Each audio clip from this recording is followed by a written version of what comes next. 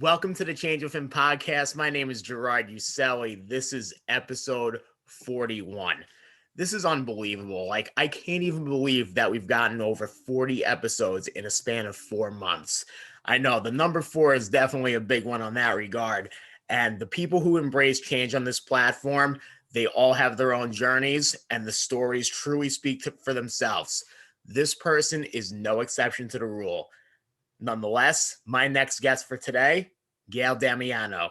Gayle, how are you today? I'm doing pretty great. Thanks for the invite. I have to say the number 4, I don't know if you're into numerology at all, but my life path is 22. My number is 22, which is pretty unbelievable, but that also includes 4s. So there's 4s everywhere for me. So I thought, of course we're in the 4s are coming up everywhere. Of course they are. So just wanted to throw that in there. Hey, look, if we have to pass May 4th, it had to be the 4th of you at some point, right? Yeah. You're welcome for the dad jokes in advance. Yeah, you know what? That's fine. I don't know. I had a friend of mine who is nonstop with the dad jokes. And I said, look, is it because we're our age that dad jokes are like everywhere right now? Or is it just because way to make me feel bad about pushing my friends are all, or is it because my friends are just all of that like hilarity caliber, if that's a thing? I don't know, but I'm seeing it all over the place. My friends are like nuts with the dad jokes. So I don't know. It is what it is, but they're hilarious. I'll take them. I love them. I'm honored to be part of the stats in that regard. So nonetheless, getting into our first question, and something that I like to ask all of my guests in this regard too, is what your childhood was like growing up. Oh man, Gerard, my husband's name is Gerard too, so I'm just gonna be, every time I say that, I'm like, that's so funny. Yeah, no, seriously. When I first saw this first question, I thought, oh shit. Sorry, he's going for it. Great. Okay, these are great questions. So my childhood growing up, I like to say I was raised by wolves, and I'm only half kidding. My mom left when I was 4. I have an older brother who's a little bit old, about a year older than me, a little bit more than that, and a younger sister who's 2 years younger. So we had 3 of us. We had a 4-year-old, a 5-year-old, and a 2-year-old who our mother left. And then by the way, everything's been mended. She's a wonderful person. I love her very much, just so that's out there. But at the time, here we are in the early 80s, and my father is a single father with 3 children, and he gets full custody. So it's a single father and 3 children, which was really, when I told kids in school that, I didn't live with my mom, it was an odd thing. They didn't believe me because most of the kids that had a single parent lived with the mom. So it was just that whole thing. My dad worked a lot. He worked a lot and wasn't home often. So we were like the latchkey kid kind of thing. I don't know if you've heard of that, but you come home, eventually have the latchkey, you let yourself in. In the town I grew up in, I don't think we locked our doors, honestly, but but so growing up, it was a lot of figuring stuff out for ourselves. There was very little adult supervision and adult direction in my recollection, and my brother's recollection. My youngest sister, when we were that small, doesn't really remember. But until I was about 12, my dad got remarried, and it was a whole other version of weird at that point, because we had this incoming person that was trying to tell us what to do, and we were like, who are you? We don't have rules around here. So it was definitely intense. And, I'll leave it at that. So all my friends who are step parents understand this, and all my friends who have had step parents understand that, that person, you're the new person. If you're the step parent, you show up and you're trying to lay down rules, and the kids usually aren't having it. It's a whole thing. Family counseling ensued and all of that, so it wasn't easy, but it was definitely action packed and weird. Now, I'm not to say that I had, and I'm going to be very transparent, not to say that I really have the empathy to really connect with you in this regard, but I'm going to say something that's pretty interesting. So I transitioned myself to be a teacher this past year, and right now I'm a substitute teacher. And something happened to me today that kind of related to your story in some way, shape, or form. As you're a substitute teacher, you have a new sense of introduction to children.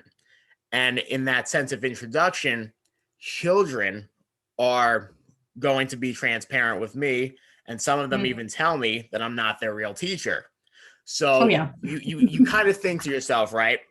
As you're a kid growing up, and as for all the trauma that you've went through throughout your life, that acceptance, even if it's like a little out of routine for some kids in like a classroom setting, it always takes a lot to get used to as far as the challenges that come into people's lives. Mhm. Yeah, that's true. I do know that we wanted it so bad. My sister and I, especially when she came into the picture, we really wanted a mother figure. We had a mother still, and we had a mother still, and it was a lot. You're not my mother. You can't tell me what to do, kind of back talk and stuff. But she really, really tried. She really tried hard, and there were a number of times where we really, opened our heart to her and opened up to her, and it felt really good. There were only a few of those times, though. We were just really just hard-edged kids, with coming from, like I said, I was raised by wolves. And back in the 80s, I want to put this in there because it's an important part of my story, which we'll get to a little bit later, is that my dad, I love him very much also, was a pretty impressive alcoholic as well. So he worked a lot. But we always knew that we had the phone numbers to the local bars memorized. So when we didn't know where he was, we started calling the bars. Yeah. So that's part of a little more insight into my childhood before my stepmother came into the picture. And even after, honestly, they drank a lot together. But, that's just the truth. I just thought, what I just heard is, if they see this, or when they see this, they're going to be like, what are you talking about? But no, it's absolutely true. They can't deny it. It's what happened. So what, I'm past the point where I'm holding back. It's like part of my journey, and it's not like I'm pointing fingers to make anyone feel bad. It's just, the way it was. So that's another part of being raised by wolves. It was, I had to, as the middle child and as the oldest daughter, I stepped up, and really one of my first memories is, and this plays into what I do for a living too right now. One of my first memories is I have to help.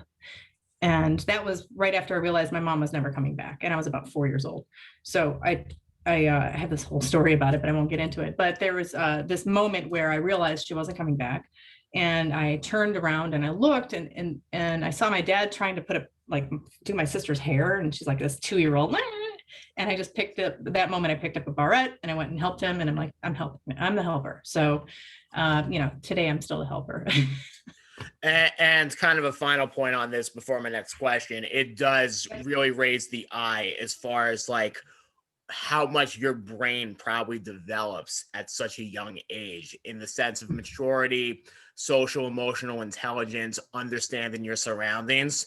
And I always say, for whatever we all go through in our lives, the worst things that happen to us end up being the gifts in return to us, because it helps us learn and prosper more throughout. That just gave me chills. It was perfect. Yeah, absolutely.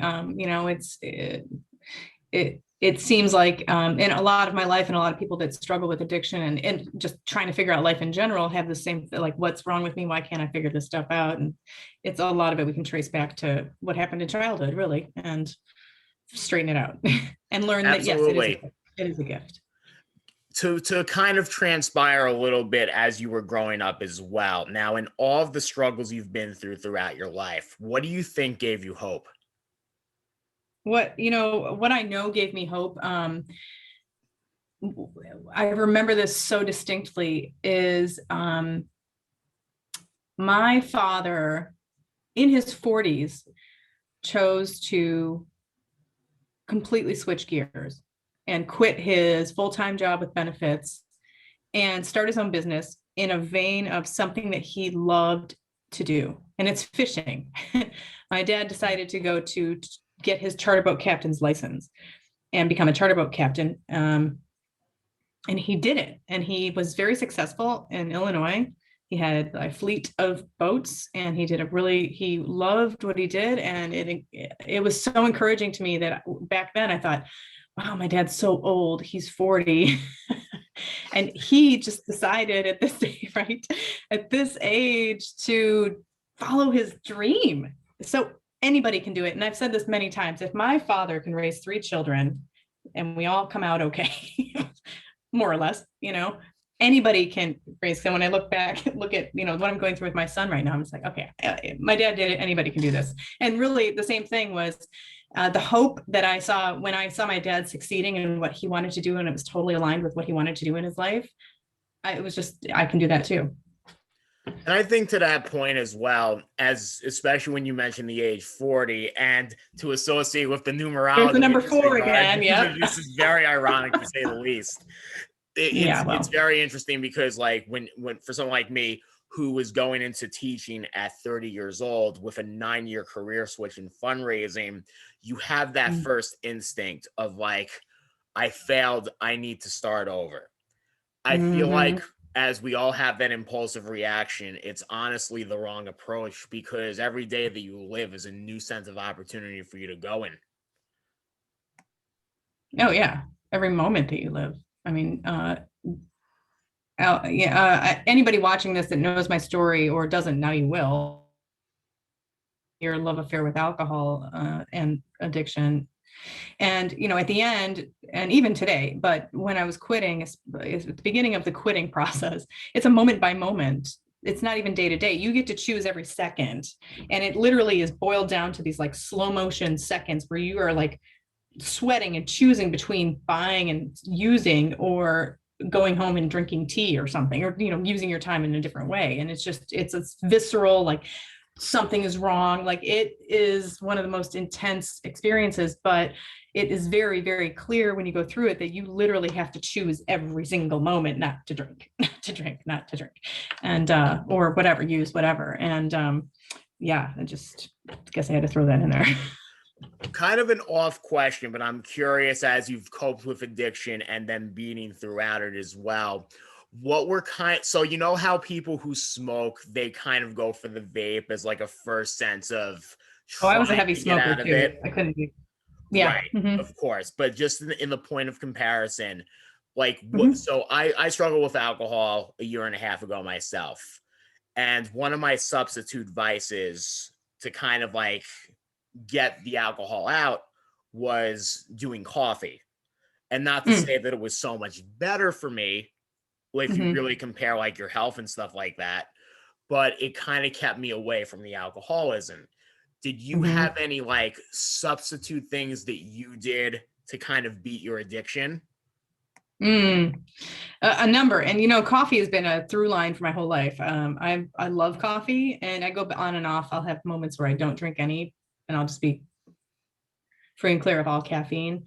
And then I just slowly bring it back in. I just love the ritual of it. I love the smell of it. I love the flavor. I love the energy. I would say other than that, seltzer water, because I drank pretty much everything. Yeah, I was really good at pounding beers. And I really liked this is going to sound probably nuts, but I loved pounding a beer, feeling that warm tingly in my stomach, and then burping really loud, like I'm on this, I don't know. It was just like this grungy, I was a grunge 90s kid, whatever. Drank a lot of beer when I was younger, and even into my adult life, I just loved beer. But I also, by the time I was quitting, I was drinking lots and lots of wine and tons of Manhattans and the brown liquors and bottles of all the much harder stuff. But I always loved beer. So that seltzer water was for me, it was a good switch over, and there's no calories and no sugar. So that's and it was hard for me to just drink water. Now I drink water all the time. I've got, a giant thing of water with me everywhere I go. But otherwise seltzer water. And there were some like mocktails I would play around with. The one that I used the most at the beginning when I would go out to dinner with people would be something my acupuncturist told me about. It is mineral water, sparkling mineral water, like Perrier or Aquapana, whatever. And with a couple of shakes of bitters in it, which does have alcohol in it, but it's not, a couple of shakes of bitters, and then a squeeze of a lemon. It looks like an alcohol. You can pretend like you're in the party, but it's good for your digestion and you're not going to get drunk. So absolutely. And as you've made these changes in your lives, especially in the point of you having a son yourself, How did that change who you became? I'm the same person. It's interesting because as much as I've changed in my soul, like I am the same person I was when I was born. When I was a young child, I was a very deep thinker, just like supremely deep thoughts for a child. Like, where is this coming from? But that connection to my highest self is something that's always existed, but in different varying degrees, I felt confident enough to speak on that level or even access it or even contemplate looking at it. That's why I do make art and write and that kind of stuff. But with having my son, I think it's just I'm now able to access more clearly that just another edge or another level of that deeper knowing of myself that has always been there. I said when my son was only a couple months old and somebody had asked me how is motherhood, and I said, strangely familiar. Like I've done this before. That anyway, is right. It just felt really familiar. So absolutely. And going to fast forward a little bit. So as you're a holistic health coach today, how do you feel like you help other people? I how do I compound this? I lift them up. I give them the attention they need so that they can actually flourish, and I hold the space for them to flourish. So that's kind of like a very broad way of saying what I do. I do such a complex amount of things with my clients. I was trained as a holistic health coach, certified as a holistic health coach, certified as a Reiki master. I've been licensed as a massage therapist. So I do all this energy work with my coaching. And over time, honestly, when I quit drinking, what happened was my intuitive abilities just skyrocketed, and they were always there. I think that's one of the reasons I drank as heavily as I did, because I wanted to kind of it freaked out my friends, suppress it. Right. So when I stopped doing that and I started working with clients more and more and more, they were coming to me with they wanted to work with me with my energy work, and I would coach them accordingly, what showed up during this session. And so what happened is during these healing sessions with people, I started just saying, hey, I saw this image. Do you mind if I saw some things and heard some things during our session. Can I just tell these to you? And they're like, okay. So suddenly I realized I'm talking, this might be out of the scope of your podcast, but I'm going to say it anyway. Sure. I realized that I was getting information from the spirit world or the other side or whatever you want to call it, the universe. And I was knowing things. There was no way I could have known them, and able to pinpoint things in their lives that they really needed to focus on, and messages from people who had died and all kinds of stuff. I was like, what is going on? So I just said, you know what? This is the intuitive part of my work, and it's really important, so when I'm helping other people and helping them bridge gaps and close doors that they've left open way too long, connect relationships, heal old wounds, heal traumas, and propel themselves forward, because they're using all of these excuses and all of this the junk they're they're pulling with them throughout their life. They're using it as excuses, as reasons not to move forward. Like for me,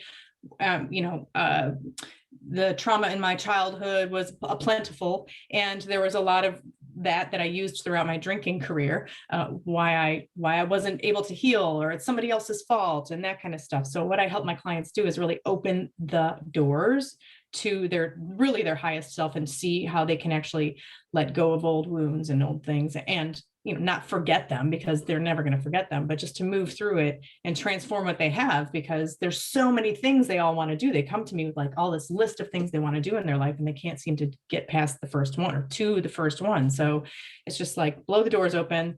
Where do you want to go? Let yourself go. And so now I'm a high performance intuitive coach. Holistic health coaching is part of that, because I really bring the mind, body, spirit part of it to the coaching. It's never just about what's going on in your head.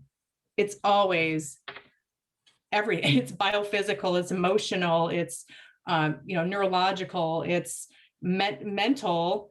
And there's these energy fields that a lot of us don't pay attention to, that you might hear it as a person that says, hey, I'm an empath, I'm feeling other people's feelings. It's like you're very susceptible to other people's energies. So if you've got somebody in your space,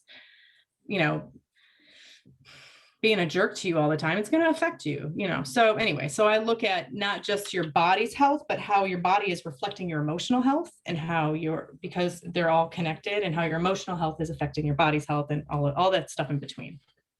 It really boggles you as far as how much science is involved in people's struggles, as far as how they're willing to adapt in so many surroundings throughout their lives. Now, kind of to go in a more like incentivizing way for what you offer a lot of your clients, what is your 6-week program about, and how would you advise people to self-start their journey? That's great. My 6-week program is called 6 Habits to Access Your Highest Self. And I created that out of my journey to figure out what it was that was working for me. A number of years ago, I've been sober for about almost 4.25 years. And, I think maybe 1 year in or so, I was looking at what's working for me. Like because I didn't go the 12-step route. I just chose not to. It didn't really, call me in. So I wanted to do my own thing. I'm very independent and very stubborn. So I do it my own way. So I'll be an empath with you on that one. Okay. So I just kind of sat down and I said, what's working for me? And I said, how can I put this in like a bite-sized capacity? How can I put this in a way that's easy to digest, easy to hear, read, see, feel? Because I love things to be simple. Dumb it down for me, people. Make it simple, because I'm not going to sit here and I don't have time to listen to the whole thing. Just make it simple. So at first it was 5 steps, and then it was 6, because there was something I definitely forgot. And so it's a 6-week program. I right now am running it live. I just started it yesterday, a group program I do live that is 6 weeks long. I run it through Facebook. It's a private Facebook page. Each week I go on the page and I say, hey, this is the habit for the week. Here's how you're going to integrate it. I can share one of the habits with you if you want to know. Oh, great. The first habit is the one we just opened up today. The first habit is be true.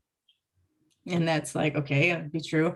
And it is about recognizing when you are telling any kind of mistruth or flat out lie. And that can be in your thoughts or especially in your speaking. So the first week I ask everybody to, anytime you catch yourself saying even a small white lie, or even something that's just a little bit off, not quite a total truth or flat out lie, anytime you're telling a lie, interrupt yourself and then correct yourself. And it's going to look weird. You're going to feel clunky, and it does. And one of the examples I give is something simple a lot of people can understand is, say your significant other says, where do you want to eat tonight? And you say, wherever you want to eat, I'll order whatever. Okay. 9 times out of 10, the truth is that's not the truth. The truth is whatever you order, but don't order from here, or here, okay. It's going to be some variation of that. So what I'm telling my group is, and what I teach is to use your body as a reminder. So find a place on your body that's comfortable for you and to check in. And for me, I put my hand on my heart. When I recognize I'm telling a lie, or I need to retrace my steps, or something isn't totally true, I say, you know what, actually, don't get Mexican. I don't want Mexican food tonight. We had it last night. Let's go for something we've never tried, or, to interrupt what you're just telling him, because you get stuck in these yes, yes, yes patterns and no, no, no patterns and a million other patterns. But the ruts that you build over time, the neuroplasticity, it's plastic. You can actually meld and move and create new pathways. So that's what we're doing. We're literally interrupting ourselves, touching, hey, check in, you're lying, tell the truth. So things like that. And it's very important that they know too, it doesn't mean you have to walk around confessing your sins all the time to everybody, like, just spilling your guts. That's not it. It's about telling the highest version of the truth in the moment that you can, that is from your highest space, but also from a way that's going to create the ease and flow of the conversation and the situation. So it's a lot of practice, but it's excellent. And it's right off the bat. So people are just like, their brains are exploding. I didn't realize I was lying about this stuff. Yeah, it's really pretty cool. I guess a follow-up to that is for the people who don't they're not the most expressive in this regard. Do you kind of incorporate a lot of body language as far as how that comes into play for how they express their truths? Yeah, you know what? That has actually come up. I do coach this program one-on-one with people. So I can do it like hold one person's hand through 6 weeks alone in their own specific journey through this. And I do the group program too. And it's come up in the both situations, in the group and one-on-one, where I was having a conversation with the people that were in the program. And I'm always asking for questions. How's it going? And it's like, what was it they said? I can't remember now. And I know it's happened a number of times where, something came up. They're like, oh, I don't know. Oh, it came up where somebody was talking about their posture, and it was surrounding a conversation they were having with their husband. And she said, I didn't realize it until I checked in with myself that I was hunched over the sink. Like, she was like this, like doing that, whatever you say, dear, kind of. I don't remember what the conversation was, but it was something like that energy, like, and then she realized right at the moment, she's like, hey, wait a minute. And as soon as she stood up, she's like, I felt better. I'm like, wait, I got to say something. So it just brought on this whole conversation about body language. And yeah, body language, there's the whole fake it till you make it, do the power pose thing. I've gone through all that with my clients, but it really, until you check in and put the spark happens, until you really make that connection, it's just going to sound like a bunch of junk. Like, yeah, sure, that really works. Fake it till you make it, lie to myself, whatever, power pose. But when she made that connection, it was instant, and she never forgot that. She's like, oh yeah, of course. So, she's literally trying to make herself small in a conversation like this. And then when she stood up, it was a totally different experience. And her husband listened. So to relate it back a little bit, so there's always been this quote I will embellish like no other from Mark Cuban, and it says from Shark Tank, you only have to be right once. And I love that quote because it could literally be the most subtle way as far as how you figure it out for yourself. And if you feel like you're right once and living that truth for yourself, it does make things a lot easier. Yeah, absolutely. I know that did you ask about how I would advise people to start this journey? Oh, I'm just looking at my note here. Yeah, of course. I'm like, what am I looking at? I'm sorry. I flipped my screen, so I'm looking at the note so I didn't miss something. But I just saw that you had asked me to advise people. How would I advise people to start the journey? Aside from, going to my website at gayledamiano.com and clicking on the link, I want to do the thing. On your own, if you want to start this self-discovery journey, start asking questions first of all, but know that you want to start because and that's probably the hardest thing to do. Absolutely. Yeah. It's the one that, like, I used to explain it. I used to describe it like, I think I wrote it in my journal one time years ago. I felt like I was I think I said a dinosaur in an egg trying to chip my way out. I knew that there was this big world outside this egg, but I just couldn't see beyond the shell. I don't know why I picked dinosaur, but that's what it was.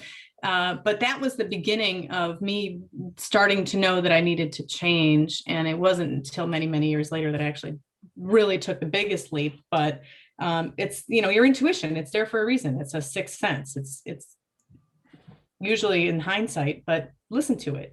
Maybe the dinosaur thing was kind of like the inception of the beginning of time for you.